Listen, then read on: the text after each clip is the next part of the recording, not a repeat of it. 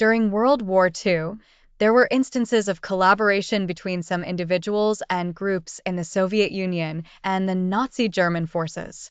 This phenomenon, although not widespread, was noticeable in some areas, especially in the German-occupied areas of the Soviet Union. Here are some key points about this phenomenon: reasons for collaboration, resentment towards the Soviet regime. Some individuals and groups were discontented and angry with the oppressive Soviet regime, especially after the purges led by Joseph Stalin, which resulted in the killing and exile of millions. For some of these individuals, the Germans were seen as liberators from Soviet oppression. Economic conditions. The economic and living conditions in the Soviet Union during the war were very harsh. Some people contracted with the Germans for material reasons or to obtain food and basic supplies. National independence. Some ethnic groups such as the Ukrainians and the Baltic, Latvians, Estonians, Lithuanians, collaborated with the Germans in the hope of achieving their independence from the Soviet Union. Examples of collaboration: Russian Liberation Army, ROA. This army, also known as the Vlasov Army, was led by General Andrei Vlasov, one of the most prominent examples of collaboration. Vlasov defected from the Red Army after being captured by the Germans and led a group of Soviet soldiers who chose to fight alongside the Germans against Stalin. Local police and paramilitary forces. In some areas occupied by German forces, local police forces were formed, made up of local residents.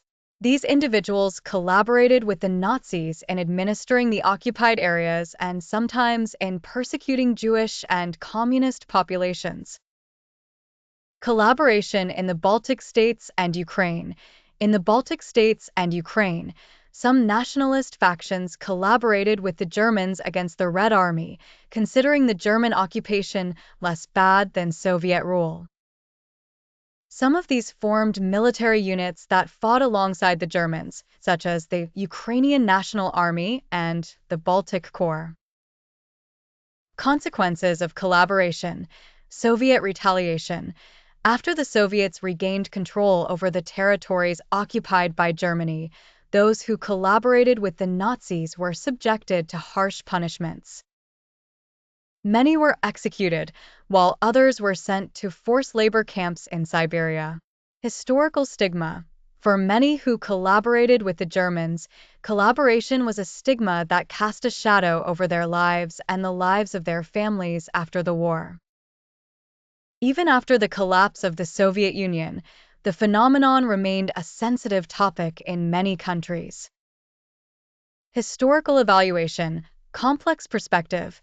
Today, the issue of collaboration with the Nazis is viewed from a complex perspective, with opinions varying between those who believe that some collaborators were motivated by justifiable reasons such as seeking independence, and those who believe that they betrayed their country and collaborated with a brutal regime. Ultimately, the phenomenon of Soviet collaboration with the Nazis remains a complex aspect of the history of World War II and continues to generate controversy among historians and researchers to this day.